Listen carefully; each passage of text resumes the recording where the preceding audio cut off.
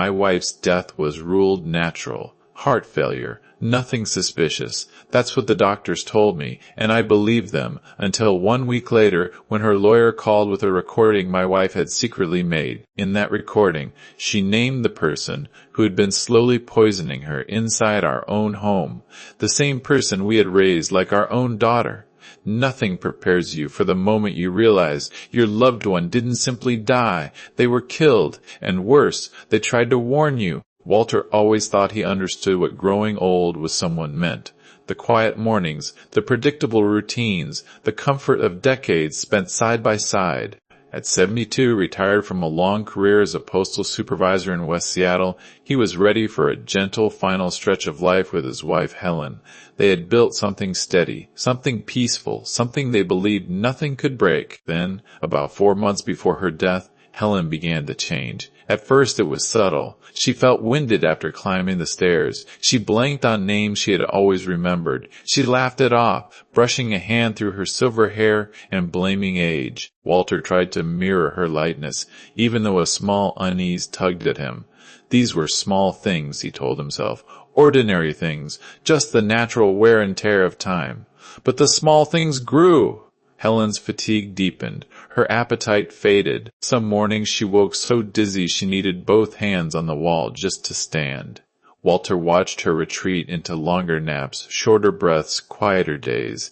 Their evenings shifted from warm conversation to the sterile hum of medical devices and pillboxes, organized with unnerving precision. Their niece, Melissa, stepped in early, almost too early, offering help before Walter realized he needed it. She had been part of their lives since childhood, moving in with them at age 10 after her mother, Helen's sister, abandoned her. Helen adored her. Walter treated her as his own. When she volunteered to manage Helen's medications, schedule appointments, and monitor symptoms, it felt like a blessing. Melissa was methodical, efficient, always hovering just enough to seem devoted. She checked every bottle, handled every refill, insisted that she should be the one organizing Helen's daily doses. And Walter, exhausted and terrified of doing anything wrong, let her.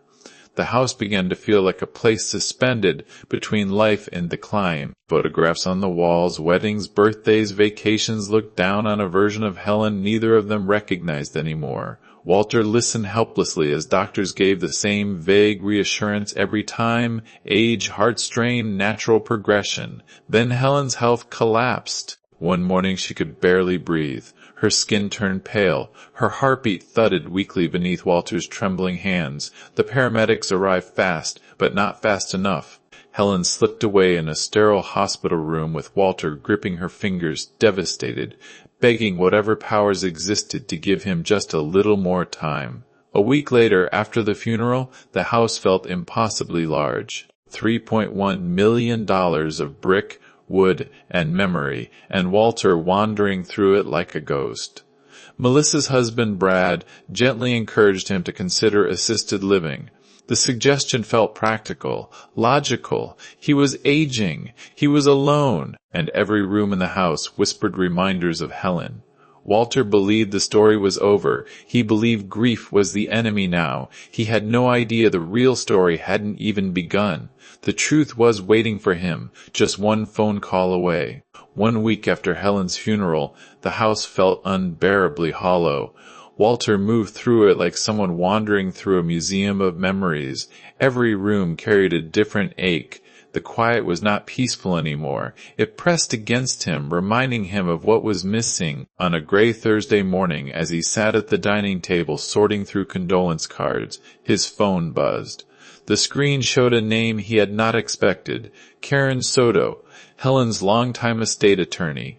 Walter assumed she was calling with routine paperwork or questions about probate, something procedural, something predictable.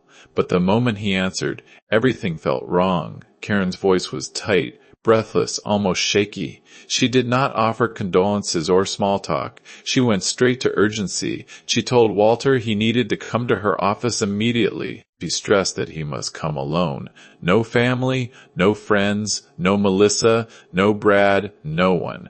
There was something he needed to hear, something Helen had left specifically for him. Walter felt a strange pressure settle over his chest. Helen had met with her attorney only a few times in their marriage, usually for wills or property documents. Never in secret, never with instructions to be delivered after her death, and certainly never with a timeline attached. But Karen insisted. Her tone left no room for postponement. She repeated the same haunting condition. If Helen died within 6 months of her visit, Walter was to be contacted immediately and shown something she left behind. That phrasing echoed in Walter's mind like a dropped stone in a deep well. Within 6 months! Why would Helen specify that? What had she feared? What had she suspected? Walter arrived at the law office about 40 minutes later, heart beating harder than he expected. The lobby was quiet, too quiet. He sat in a leather chair and tried to steady his breathing, noticing the framed certificates on the wall and the sound of a distant printer.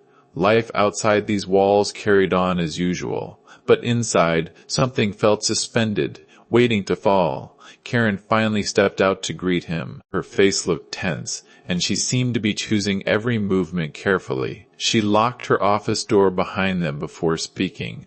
Walter watched her walk to her desk, open a drawer, and pull out a slim black phone sealed in a clear evidence-style envelope. Karen explained that 3 weeks before her death, Helen had come to her office in person. She appeared anxious, almost frightened, and asked to record a statement privately. She told Karen that if anything happened to her, especially within half a year, the recording must be delivered to Walter without hesitation or interference.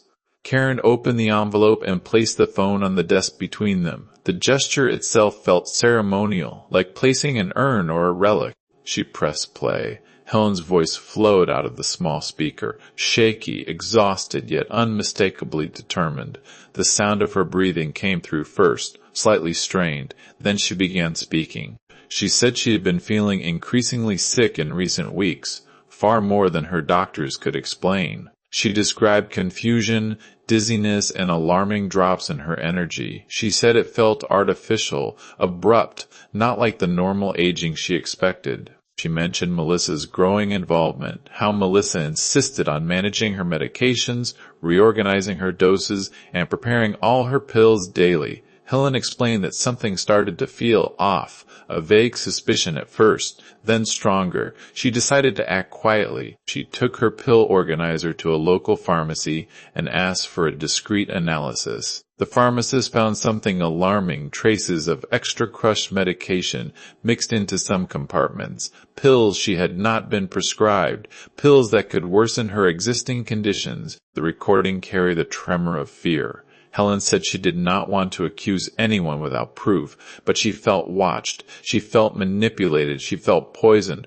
Walter listened with his entire body frozen. It was as if the air in the room had thickened. When the recording ended, Karen looked at him with a mixture of sorrow and urgency. She told him Helen had returned one more time after that, updating her concerns. She said Helen believed someone close to her was intentionally altering her medication, and she was terrified her time was running out. Walter felt the world tilt. The grief he thought he understood twisted into something sharper, darker. The funeral, the decline, the exhaustion.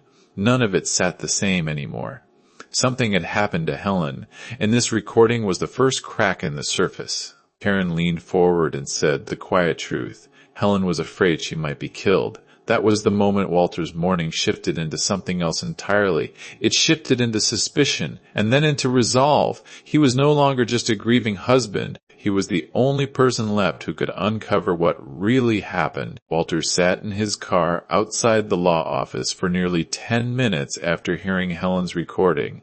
He could not turn the key. He could not lift his hands. It felt as if the world had quietly flipped into a darker version of itself. The woman he loved for almost 50 years had been documenting her own decline and documenting her fear, not fear of illness, fear of someone she trusted. When he finally drove home, the house no longer felt familiar. Every doorframe, every photograph, every quiet corner seemed to hum with unanswered questions. Helen had been fighting for her life while appearing calm on the surface. She had carried suspicion alone. She had tried to gather proof without frightening Walter, and she had died before she could reveal any of it. As the hours passed, Walter replayed Helen's voice again and again in his mind. The tremble in her breathing, the way she tried to sound composed, the way she said she felt watched, the way she said something was wrong with her pills, and the way she insisted Karen keep everything secret unless she died within 6 months. That condition hit him the hardest. It meant Helen believed her death might not be natural at all. The next day, Karen called again. She said Helen had left more than just a recording. She had left documents, notes, scanned forms, handwritten observations, a 5-week trail of quiet investigation. Walter returned to the office. Karen placed a thick folder in front of him, each page tagged with a note in Helen's exact handwriting. Helen had traced medication irregularities. She had recorded which days she felt worse after Melissa handled her pills. She had kept a log of dizziness, weakness, and sudden fatigue. She even noted which pill compartments seemed tampered with. But the folder contained something far heavier. About 6 months earlier, Melissa had taken out a reverse mortgage against Walter and Helen's home, without telling either of them. The paperwork showed a forged power of attorney with Helen's signature badly imitated. The lender had already released $580,000. The money was gone. Helen had discovered a trail connecting Melissa and her husband, Brad, email drafts, financial documents, planning notes. They had discussed moving Walter to a care facility by the end of the year. They had even chosen a location. Their plan was chillingly clear. Once Walter was removed from the home, they would sell the property outright and keep the remaining equity. Helen had printed screenshots of online searches she found on Melissa's tablet while helping her set up a Wi-Fi connection. Search terms about court procedures for declaring an elder mentally incompetent. Search terms about medication interactions that could mimic natural decline. Search terms about symptoms of overdose in older adults.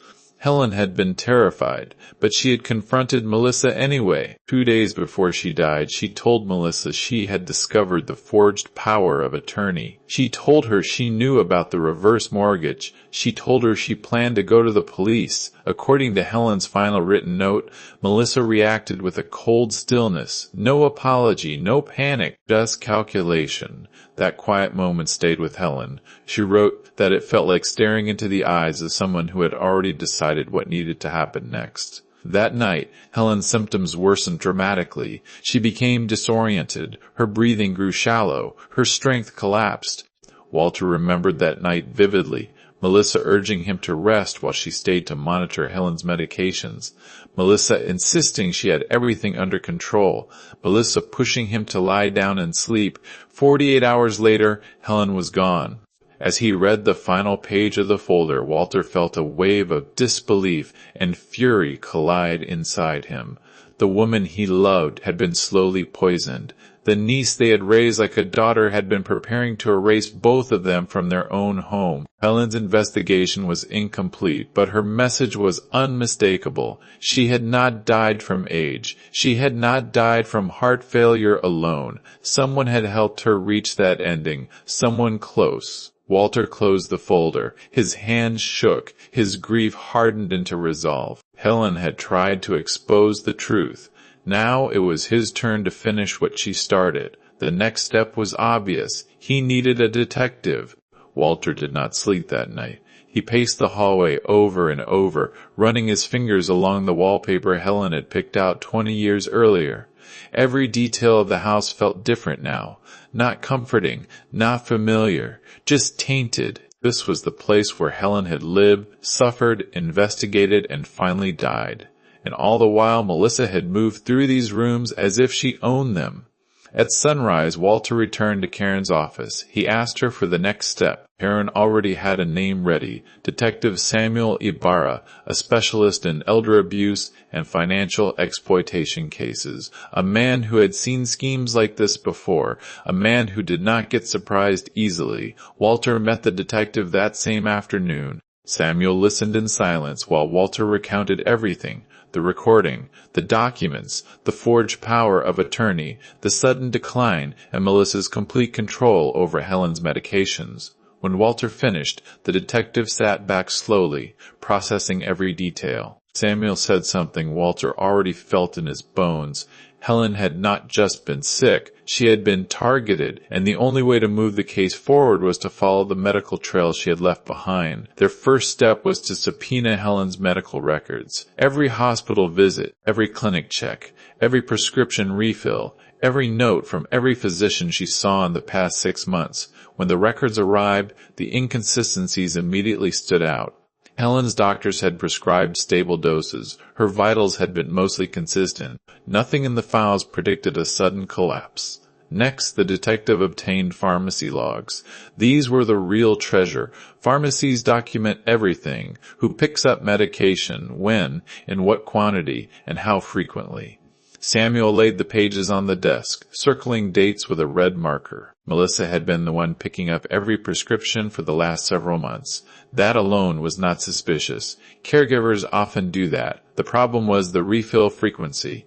Helen's medications were being refilled far too quickly. Pills that should have lasted 30 days were running out in 21 days. Even 20 days. At first glance, it looked like sloppy counting. But combined with Helen's recording and her logs, it painted a different picture. Someone had been giving Helen more than her prescribed dose. Detective Ibarra brought in a toxicology consultant. Walter worried this would lead nowhere, because Helen had been cremated, but the funeral home had followed standard procedure and preserved tiny samples. Snippets of hair, trace tissue, even a bit of blood collected during emergency attempts to revive her. It was not much, but it was enough. The toxicology review came back with a chilling conclusion. Helen had extremely elevated levels of her antihypertensive medication, blood pressure pills that, in high doses, could cause dizziness, confusion, organ stress, and ultimately heart failure. Not enough to be dramatic, just enough to mimic natural aging, a slow, creeping decline disguised as nature. The consultant noted something else. The pattern of elevated metabolites suggested repeated overdosing over time, not a single fatal event, a deliberate drip of danger. Walter felt sick. Someone had fed poison into his wife's daily routine, spooned into her life one pill at a time. Detective Ibarra explained the grim truth. The medical evidence strongly supported foul play, but it was still circumstantial. There was no direct observation, no confession, and no intact body for a full forensic workup. Courts needed more than suspicion. They needed a clear statement tying the perpetrator to the act. Still, the detective's confidence sharpened. He had seen this pattern before: medication manipulation, control over finances, isolation of an elder, and an eventual sudden collapse. Melissa fit the pattern exactly, and now they had refill logs, dosage inconsistencies, elevated metabolites, and Helen's own voice describing her fear. The case had enough weight to move forward, but not enough to guarantee charges. That meant they needed a catalyst, something undeniable, something spoken. Detective Ibarra leaned forward and said they were entering a critical stage. They would need to confront Melissa indirectly, without warning, and without giving her time to form a story. They needed raw reactions, unscripted admissions, real fear. Walter understood. He had spent months grieving the slow death of the woman he loved. Now he realized she had not died slowly at all. She had been pushed, and the truth, the whole truth, would only come to light if he stepped forward himself. Detective Ibarra asked if he was ready. Walter said yes. Whatever came next, he would finish what Helen had started. Walter had never imagined a day when he would work with a detective, let alone wear a recording device. But nothing in his life was normal anymore. The truth had stripped away everything familiar. Helen had died in fear. She had left clues. And now Walter stood in the center of a dark puzzle that only he could help complete. Detective Ibarra explained the plan with calm precision. They needed Melissa to reveal something incriminating. Not a full confession, not a dramatic admission, just a slip, a reaction, a crack in her composure. Anything that tied her directly to Helen's medication manipulation or to the forged documents. She did not know anyone suspected foul play. That ignorance was their greatest weapon. Walter would invite Melissa and Brad to the house under the pretense of discussing next steps for the estate. He would act uncertain, vulnerable, confused about paperwork. He would let Melissa feel in control so she would slip into the same careless confidence she had shown during Helen's decline. Detective Ibarra placed the recording wire beneath Walter's shirt and showed him how to touch the edge of his collar if he needed to mark a moment. Walter nodded, hands trembling, but his expression steady. He felt strangely calm, the kind of calm that comes when fear burns away and purpose takes its place. The meeting was set for late afternoon. When Melissa arrived, she walked into the house like she was already the owner. She smiled warmly at Walter and commented on how relieved she was that he agreed to talk about assisted living options. Her voice carried the soft pressure of someone who believed she was guiding an elderly man toward the decision she wanted. Brad followed behind her, quieter, more hesitant. His eyes scanned the house with an uneasiness Walter had never noticed before. He looked like a man caught between guilt and ignorance, clinging to the hope that things would settle without him needing to ask difficult questions. Walter invited them to sit at the dining table. He kept his tone gentle and tired. He let his shoulders sag. He played the role Melissa expected from him, a fragile widower overwhelmed by responsibilities. Detective Ibarra listened from a parked car down the street, headphones on, waiting for the first ripple. Walter began with a forged power of attorney. He said he had discovered some troubling documents. He said the lender contacted him about signatures he did not remember signing. He said he needed them to explain. Melissa froze. Her reaction was instantaneous. A small stutter in her breath, a tightening of her throat, the slightest shift in her voice that cracked her veneer. It was not fear of being misunderstood. It was fear of being exposed. She recovered quickly, but the wire caught it all. She tried to push the conversation into confusion, claiming Helen must have forgotten signing things. She blamed memory, stress, age, anything to deflect. Walter let her ramble, watching the edges of her confidence fray. Then he mentioned the reverse mortgage, the $580,000, the withdrawals, the dates, the way Helen had confronted her shortly before she died. Melissa's mask shattered. She stood abruptly, insisting she had to leave. She grabbed her purse and demanded Brad follow her out the door. But Brad did not move. He stayed seated, staring at Walter with wide, shaken eyes. It was in that moment everything shifted. Brad whispered that he never knew about any poisoning. His voice cracked under the weight of it. He admitted that Melissa had been researching medications for months. She had insisted on managing all of Helen's pills personally. She had told him it was to help Helen stay organized. He never questioned it. He said Melissa had handled every refill, every dose, every pill box. She had locked up the medications. She had ordered him not to interfere. Melissa spun toward him, furious, desperate, begging him to stop talking. But he kept unraveling.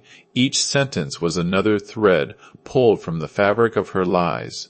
Detective Ibarra entered the house moments later with 2 officers. Melissa collapsed into frantic denial, her voice brittle and panicked. Brad stepped aside willingly, trembling from shock and betrayal. It was over. Not legally, not yet, but the momentum had shifted forever.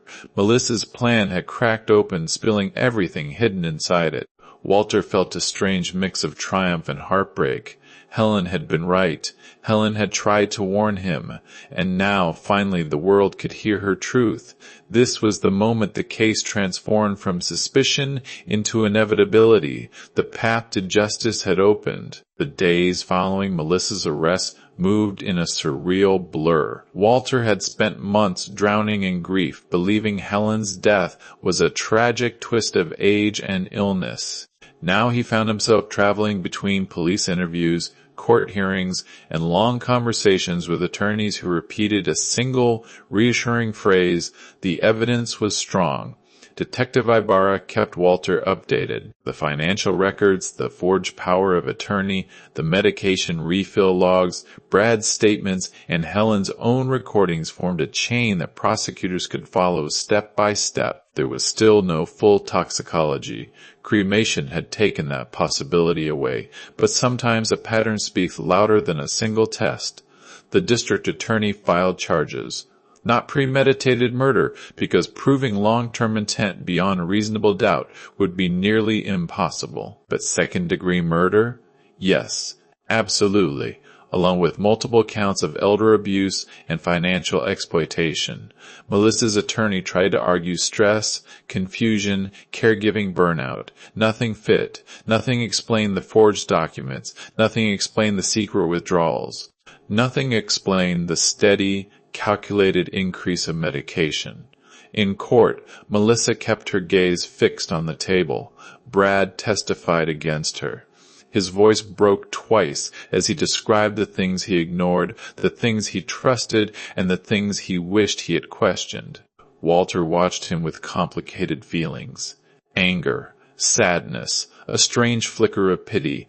Brad had been part of the scheme, but not the lethal part. His blindness had cost a life, but his honesty helped secure justice. The verdict came after only 3 hours of jury deliberation. Melissa was convicted on all major counts. She received a sentence of 22 years. Brad, who cooperated fully and provided crucial testimony, received 3 years of probation for fraud conspiracy. He apologized to Walter outside the courtroom, voice trembling, and Walter simply nodded. There were no victories here, only truths. With the legal battle concluded, another challenge remained. The house. The reverse mortgage lender reviewed the case and, once the forgery was confirmed, voided the contract entirely. No debt, no liens, no claims. Walter kept the home he had shared with Helen for nearly 50 years. For a moment, he considered staying, but the rooms were too heavy with memories, both beautiful and painful. He needed a new chapter. He put the house on the market. It sold quickly for $3.4 million. A number that stunned him, not because of the wealth it represented, but because of the life it symbolized. The life he shared with Helen. The life he needed to honor. He bought a modest condo overlooking Elliott Bay, smaller, quieter, easier to care for. A place where he could breathe without feeling the weight of what happened. But Walter was not the kind of man to retreat from the world. Not after everything. Helen's story deserved to be more than a tragedy whispered behind closed doors. With the help of Karen and Detective Ibarra, he created something new, the Helen Morrison Elder Safety Fund, a non-profit dedicated to protecting older adults through free medication management services, caregiver oversight programs, and training sessions for families who want to recognize early warning signs of abuse. The fund grew faster than Walter expected. Donations poured in. Volunteers signed up. Hospitals reached out. Helen's legacy began healing the very world that failed her. 2 years later, Walter found himself teaching workshops at community centers, sharing decades of postal service history, helping seniors navigate paperwork, insurance forms, and scam prevention. Each session ended the same way, with him telling a little piece of Helen's story. Not the horror. Not the betrayal, but the strength she showed in her final weeks, the courage to fight for the truth, even as her body weakened. Walter didn't get to save Helen, but he made sure her voice still mattered. If her story moved you, if it opened your eyes, if it reminded you that vigilance and love can change lives, then consider subscribing to my channel, Elder Vengeance. It helps these stories reach the people who need them most. More voices deserve to be heard. More truths deserve light.